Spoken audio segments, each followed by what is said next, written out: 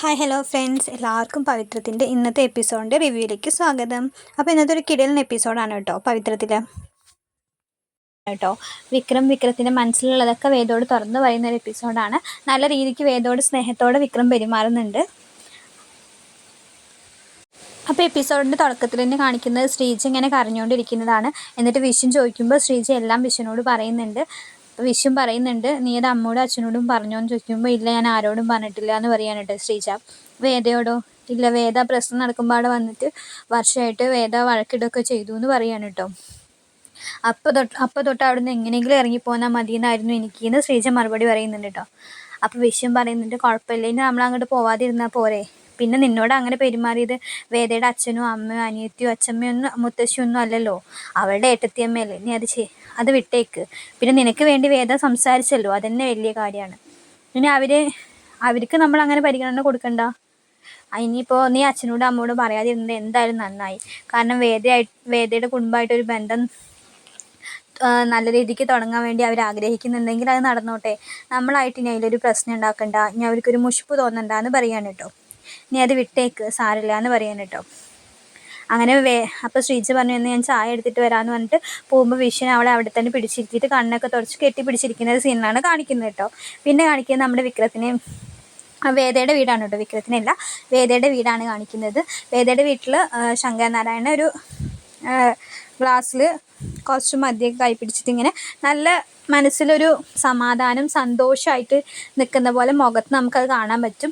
നല്ല ഹാപ്പി ആയിട്ട് ആളിങ്ങനെ എന്തോ നോക്കി ഇങ്ങനെ നിൽക്കുന്നുണ്ട് പുറത്തേക്ക് ബാൽക്കണിയിൽ. അപ്പോൾ അവിടേക്ക് പത്മം വരുന്നുണ്ട്. എന്താ ഇന്ന് ഭയങ്കര സന്തോഷത്തിലാണല്ലോ എന്ന് പറയുന്നുണ്ട് കേട്ടോ. ഇങ്ങനെയൊക്കെ ആവുമെന്ന് ഞാൻ സ്വപ്നത്തിൽ പോലും വിചാരിക്കാത്ത ഒരു ദിവസമായിരുന്നു ഇന്ന്. അപ്പോൾ ആര് പറഞ്ഞു? ഞാനും അമ്മയൊക്കെ എന്നും വിചാരിക്കുന്ന, എന്നും നടക്കണം എന്ന് ആഗ്രഹിക്കുന്ന ഒരു ദിവസമായിരുന്നു ഇന്ന് എന്ന് പറയാൻ കേട്ടോ. നല്ലൊരു കുടുംബത്തിലേക്കാണ് നമ്മുടെ മോള് ചെന്ന് പെട്ടത് എന്നറിയുമ്പോൾ എനിക്കൊരു സമാധാനമുണ്ട്, സന്തോഷമുണ്ട് എന്ന് പറയാണ് കേട്ടോ ശങ്കരനാരായണൻ. അപ്പോൾ പത്മം പറയുന്നുണ്ട്, അതെ, ദേശീയ അവാർഡ് കിട്ടിയ ഒരു അധ്യാപകനല്ലേ, അദ്ദേഹം പറയുന്നത് തന്നെ കേട്ടില്ലേ, അവർ 3 മരുമക്കളെയും ഒരേപോലെയാണ് കാണുന്നത്, ഒരാളും അവിടെ വലുതോ ചെറുതോ ആയിട്ട് കാണുന്നില്ല. നമ്മളെ മകൾ പണക്കാരിയാണെന്ന് വിചാരിച്ചിട്ട് അവൾക്ക് അവിടെ പ്രത്യേക പരിഗണന ഒന്നുമില്ല എന്ന് പറയുന്നത് തന്നെ വലിയൊരു മനസ്സിൻ്റെ ഉടമയാണ്. ആ ഉടമയ്ക്ക് അങ്ങനെ പറയാൻ പറ്റുള്ളൂ. അങ്ങനെ 3 പേരെയും ഒരേപോലെ കാണാനൊന്നും എല്ലാവർക്കും പറ്റില്ല എന്ന് പറയാൻ കേട്ടോ. അപ്പോൾ ശങ്കരനാരായണനും പറയുന്നുണ്ട്, ആ വാക്കിലാണ് ഞാൻ ആ കുടുംബത്തിൻ്റെ മഹത്വം മനസ്സിലാക്കിയത്. പക്ഷേ എനിക്കിപ്പോഴും ഒരു സംശയം, ഇങ്ങനെയും ധർമ്മമൂല്യമുള്ള ധാർമ്മികതയും ഇത്രയും നല്ലൊരു മനുഷ്യൻ്റെ മകൻ ഇങ്ങനെ ആകാൻ പറ്റി? അന്ന് അവൻ ആ കോടതി മുറിയിൽ നിന്നത് ഇന്നും എനിക്ക് മറക്കാൻ പറ്റുന്നില്ല. പ്രോസിക്യൂഷനൊക്കെ അത്രയും പഴുതടച്ചുള്ള അന്വേഷണമായിരുന്നു. വിചാരണയുടെ ഒരു വേളയിലും അവൻ കുറ്റം നിഷേധിക്കുക ചെയ്തിട്ടില്ല. അന്ന് വിക്രം നിന്നത് ഇന്നും എൻ്റെ മനസ്സിലുണ്ട് എന്ന് പറയാണ് കേട്ടോ. അവൻ ഇങ്ങനെ ഒരു ഗുണ്ടയാവാനൊക്കെ പറ്റിയെന്ന് പറയാണ്. അപ്പോൾ പത്മം പറയുന്നുണ്ട്, അങ്ങനെ ഒരു കേസ് പെട്ട ആൾക്ക് എന്തെങ്കിലും ഒരു ദുശ്ശീലം ഉണ്ടാവണ്ടേ ശങ്കരേട്ട? അവനൊരു ദുശ്ശീലവും ഇല്ല, പിന്നീട് അങ്ങനെ ഒരു കേസിൽ അവൻ അകപ്പെട്ടിട്ടില്ലല്ലോ എന്ന് പറയാൻ കേട്ടോ. അപ്പോൾ ശങ്കരൻ പറയുന്നത്, അങ്ങനെ ഒരു കേസിൽ അവൻ അകപ്പെട്ടിട്ടില്ല എന്ന് വിചാരിച്ചിട്ട് അവൻ നല്ലവനാണെന്നാണോ? എന്തിനായിരിക്കും നമ്മുടെ മോൾ അങ്ങനെ ഒരു ജീവിതം തിരഞ്ഞെടുത്തത് എന്നൊക്കെ പറയുന്നുണ്ട് കേട്ടോ. അപ്പോൾ പത്മം പറയുന്നുണ്ട്, അവൾ തിരഞ്ഞെടുത്തതല്ലോ, ദയവായിട്ട് അവൾക്ക് കൊടുത്തൊരു ജീവിതമാണ് അത്. അവൾക്കത് മതിയെന്ന് അവൾ തീരുമാനിച്ചിട്ടുണ്ടെങ്കിൽ പിന്നെ നമ്മളെന്താ ചെയ്യുന്നത്? വിക്രം നമ്മൾ വിചാരിക്കുന്ന പോലെ അത്ര മോശപ്പെട്ടൊരു പയ്യനൊന്നും അല്ല വിക്രം. അതല്ല ശങ്കരേട്ട, പിന്നെ വേദ ജൂനിയറായിട്ട് പ്രാക്ടീസ് ചെയ്യാൻ തീരുമാനിച്ചു ഇത്രേ, അതിനുള്ള ഒരുക്കങ്ങളൊക്കെ അവൾ തുടങ്ങിയെന്ന് പറഞ്ഞു എന്ന് അറിയാൻ കേട്ടോ. അപ്പോൾ ശങ്കരനാരായണൻ നല്ല സന്തോഷമാവുന്നുണ്ട് കേട്ടോ. അപ്പോൾ ആണോ, ആരുടെ കീഴിൽ എന്നൊക്കെ ശങ്കരൻ നല്ല സന്തോഷത്തിൽ ചോദിക്കുന്നുണ്ട് കേട്ടോ. അപ്പോൾ അതൊന്നും അറിയില്ല, പക്ഷെ അതിൻ്റെ ഒരുക്കങ്ങളൊക്കെ അവൾ തുടങ്ങിക്കഴിഞ്ഞു എന്ന് പറഞ്ഞു. പിന്നെ അതുമല്ല, വിക്രം ആ വർക്ക്ഷോപ്പിൽ തന്നെ ജോലിക്ക് പോകാൻ തുടങ്ങി ഇത്രേ. അപ്പോൾ ശങ്കരന് ഇരട്ടി സന്തോഷമായിട്ട്. അപ്പോൾ ശങ്കരൻ പറയുന്നുണ്ട്, എല്ലാം നല്ലതിനാണ്, ഇനിയെങ്കിലും നല്ല രീതിക്ക് അവർക്ക് ജീവിക്കാൻ പറ്റട്ടെ എന്ന രീതിയിലേക്ക് ശങ്കരൻ പറയാൻ തുടങ്ങി. അതായത് വിക്രത്തിനെ മരുമകനായിട്ട് അംഗീകരിച്ചു എന്ന രീതിയിലേക്ക് എത്തിയിട്ടോ. ആ ഒരു ദിവസത്തിൽ വിക്രം ശരിക്കും സന്തോഷമായിട്ടാണ് ശങ്കരനാരായണൻ അങ്ങനെയൊക്കെ പറയുന്നത് കേട്ടോ. പിന്നെ കാണിക്കുന്നത് നമ്മുടെ വേദേനെയാണ്. വേദ വെള്ളമൊക്കെ എടുത്ത് ജഗ്ഗിൽ വെള്ളമൊക്കെ എടുത്ത് റൂമിലേക്ക് വരികയാണ്. റൂമിലേക്ക് വരുമ്പോൾ അവിടെ വിക്രം ബെഡിൽ ഇങ്ങനെ ചമ്മനം പടിഞ്ഞിരിക്കുന്നുണ്ട് കേട്ടോ.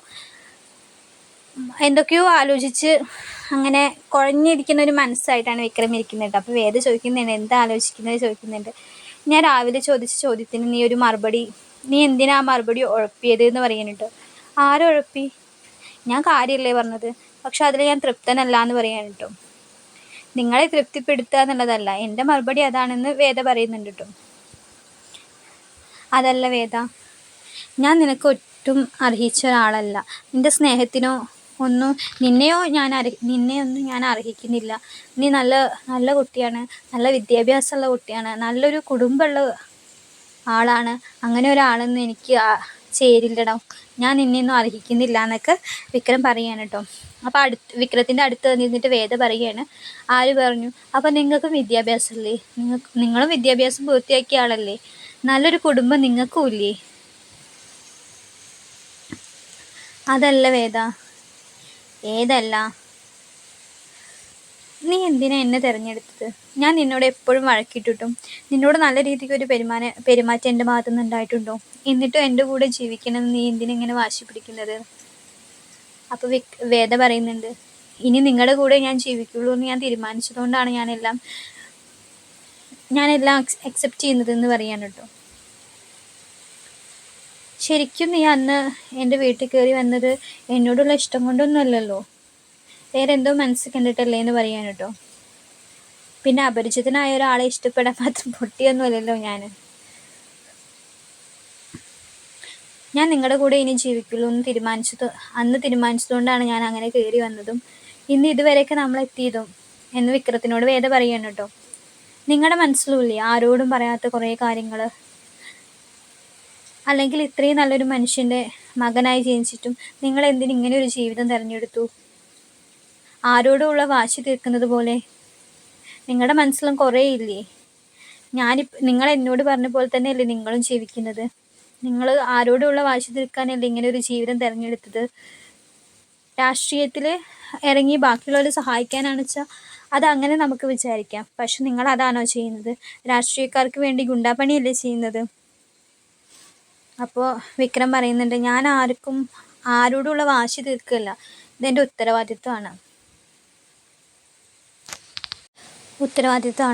കടപ്പാടാണ് എന്ന് പറയാൻ കേട്ടോ. അപ്പോൾ വേദ ചോദിക്കുന്നുണ്ട്, ആരോട്? ശ്രീകാര്യൻ ശ്രീനിവാസനോടോ? നിങ്ങളുടെ അച്ഛനേക്കാളും വലുതാണോ നിങ്ങൾക്ക് ശ്രീകാര്യൻ ശ്രീനിവാസൻ? ഇന്ന് അച്ഛൻ നിങ്ങളോട് യാത്ര പറഞ്ഞു പോയപ്പോൾ അച്ഛൻ്റെ മനസ്സിലുണ്ടാകുന്ന സ്നേഹവും ഇന്ന് അച്ഛൻ വീട്ടിലേക്ക് മടങ്ങുമ്പോൾ നിങ്ങളോട് യാത്ര പറഞ്ഞത് ഓർക്കുന്നുണ്ടോ? അച്ഛൻ്റെ മനസ്സിൽ സ്നേഹവും പരിഗണനയൊന്നും ഇല്ലാത്ത ഒരാളുടെ വായന്ന് അങ്ങനെയൊന്നും വരില്ല. നിങ്ങളെ അച്ഛൻ അത്രമാത്രം സ്നേഹിക്കുന്നുണ്ട്. നിങ്ങളുടെ ഈ മാറ്റത്തിൽ അച്ഛൻ ഒരുപാട് സന്തോഷിക്കുന്നുണ്ട് എന്ന് വേദ പറയാണ് കേട്ടോ. അപ്പോൾ വിക്രം പറയുന്നുണ്ട്, എനിക്ക് എന്താ അച്ഛനോട് സ്നേഹവും ബഹുമാനമൊന്നും ഇല്ല എന്നാണോ നീ പറയുന്നത്? പക്ഷെ അത് പ്രകടിപ്പിച്ചാലല്ലേ വിക്രം ബാക്കിയുള്ളവർക്ക് മനസ്സിലാവുള്ളൂ. നിങ്ങളുടെ ഉള്ളിൽ എന്തൊക്കെയോ ഇനി മൂടിക്കിടക്കുന്നുണ്ട്. നിങ്ങൾ ആരോടും പറയാത്ത എന്തൊക്കെയോ നിങ്ങളുടെ മനസ്സിലുണ്ട്. ശ്രീകാര്യൻ ശ്രീനിവാസനോട് പോലും പറയാത്തത്. അത് നിങ്ങൾക്ക് എന്നോട് പറയാൻ കഴിയുമെന്ന് എനിക്ക് തോന്നുന്നില്ല. പക്ഷെ എന്നെങ്കിലും എന്നോടത് നിങ്ങൾക്ക് പറയണമെന്ന് തോന്നിക്കഴിഞ്ഞാൽ മടിക്കരുത്. നിങ്ങൾക്ക് നല്ലൊരു ലിസണറെ ആവശ്യമാണ്. അത് നിങ്ങളെ കണ്ടുമുട്ടി അന്ന് തൊട്ട് എനിക്ക് മനസ്സിലായ കാര്യമാണ്. വിക്രത്തിന് എന്തും എന്നോട് എപ്പോൾ വേണച്ചാലും പറയാം. എന്നാൽ നമുക്ക് കിടക്കല്ലേ പറഞ്ഞിട്ട് പിന്നെ അവർ കിടക്കുകയാണ് കേട്ടോ. അപ്പോൾ വിക്രം അവിടുന്ന് എണീച്ച് താഴെ കിടക്കാൻ നോക്കുമ്പോൾ വേദ പറഞ്ഞു, അതൊന്നും വേണ്ട, എൻ്റെ വീടായതുകൊണ്ട് നിങ്ങൾ അങ്ങനെയൊന്നും ചെയ്യണ്ട. വിക്രം മുകളിൽ കിടന്നാൽ മതി, ഞാൻ താഴെ കിടക്കാമെന്ന് പറഞ്ഞിട്ട് ഗുഡ് നൈറ്റ് ഒക്കെ പറഞ്ഞിട്ട് അവർ കിടക്കുകയാണ്. അപ്പോൾ വേദ പറയുന്നുണ്ട്, ഇന്നത്തെ ഒരു ദിവസം ഇവിടെ ആയതുകൊണ്ടാണ് എൻ്റെ കയ്യിൽ നിന്ന് ഈ പരിഗണനയൊക്കെ. ഇനി നാളെ തൊട്ട് ഇതൊന്നും പ്രതീക്ഷിക്കേണ്ട കേട്ടോ.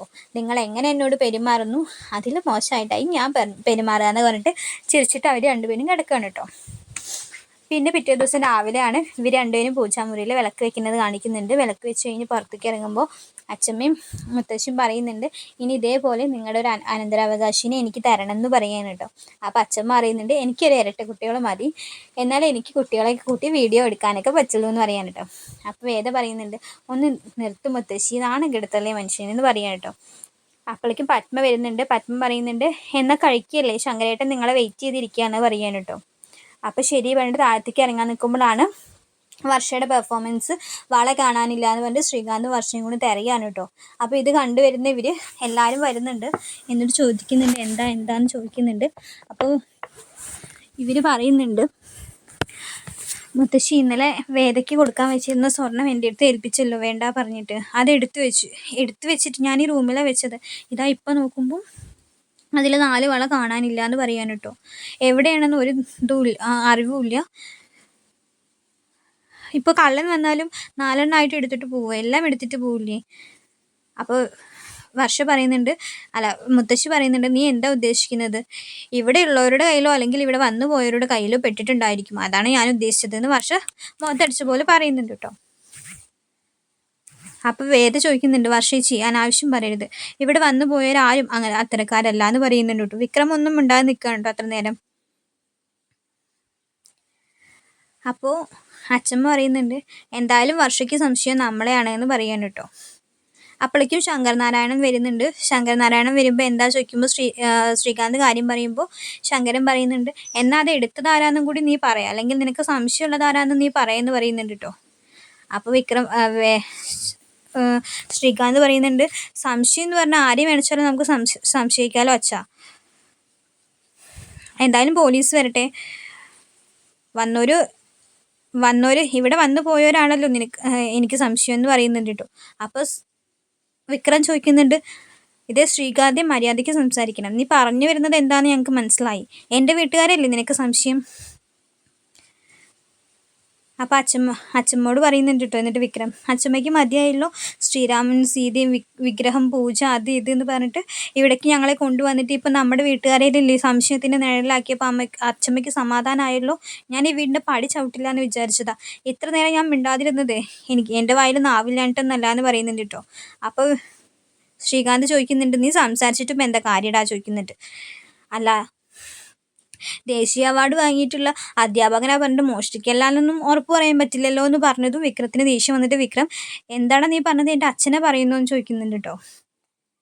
അപ്പോൾ അച്ഛമ്മ പറയുന്നുണ്ട്, വിക്രം വിട് പറയുന്നു. അല്ല അച്ഛമ്മ, ഇവൻ എൻ്റെ അച്ഛന് പറഞ്ഞത് കേട്ടില്ലേന്ന്. നീ ആദ്യം ഞാൻ പറയുന്നത് കേക്ക്, വിട്. പോലീസിനെ വിളിക്കട്ടെ അവര്, ആരാ എടുത്തെന്ന് മനസ്സിലാവുമല്ലോ എന്ന് പറയാൻ കേട്ടോ. അപ്പോൾ നന്ദിനിക്ക് ചെറിയ പേടിയാവുന്നുണ്ട്. അപ്പോൾ നന്ദിനി അച്ഛമ്മ അറിയുന്നുണ്ട് കേട്ടോ. ആ വള എവിടെ ഉണ്ടെന്ന് എനിക്കറിയാമെന്ന് പറയുന്നുണ്ട്. അതാ ആ ചെടിച്ചട്ടിയിൽ ആ വള ഇരിക്കുന്നുണ്ട്, സംശയമുള്ളവർ ആരെങ്കിലും പോയി നോക്കിക്കോ എന്ന് പറയാൻ കേട്ടോ. അപ്പോൾ നന്ദിനി അതിൻ്റെ ഇടയിൽ കയറിയിട്ട് വന്ന് പറയുന്നത്, മുത്തശ്ശി എന്താ മുത്തശ്ശിയാണോ അതെൻ്റെ എടുത്തത്? അപ്പോൾ അച്ഛമ്മ അറിയുന്നുണ്ട്, അതെ ഞാൻ തന്നെ അതെടുത്തത്, പക്ഷെ ആ റൂമിൽ നിന്നല്ല, ഞാനത് എടുത്തത് ഇവിടുന്ന് സുധാകരനും ശ്രീജയും കമലയൊക്കെ പോകുന്നതിന് മുന്നേ ആയിരുന്നു. അപ്പം നന്ദിനി അന്തം വിട്ട് നിൽക്കുമ്പോൾ നന്ദിനിക്ക് ചെകിട്ടത്തേക്ക് ഒരു അടിയാണ് കൊടുത്തിട്ട് അച്ഛമ്മ പറയാണ്, നീ അത് ശ്രീജയുടെ ബാഗിൽ, ഇവള് തന്ന വള നീ ശ്രീജയുടെ ബാഗിൽ കൊണ്ടുവയ്ക്കുന്നത് ഞാൻ കണ്ടു എന്ന് പറയാൻ കേട്ടോ. അപ്പോൾ വർഷ കൊടുത്ത വള. അപ്പോൾ എല്ലാവരും ഞെട്ടിയിട്ട്, അപ്പോൾ വർഷ എന്തൊക്കെ നിങ്ങൾ പറയുന്നത്, തെളിവ് നിങ്ങൾ എടുത്തിട്ട് അത് ഞങ്ങളുടെ മേലെ കുറ്റം ചാർത്തുകയെന്ന് ചോദിക്കുമ്പോൾ, ഇത് ഞാനത് കൊണ്ടുവന്ന് വന്ന് തന്നു കഴിഞ്ഞാൽ നീ അത് പറയും അത് ഞാൻ എടുത്തതാന്ന്, അതുകൊണ്ട് തന്നെയാണ് ഞാനത് ചെടിച്ചട്ടിയിൽ കൊണ്ടുവച്ചത്.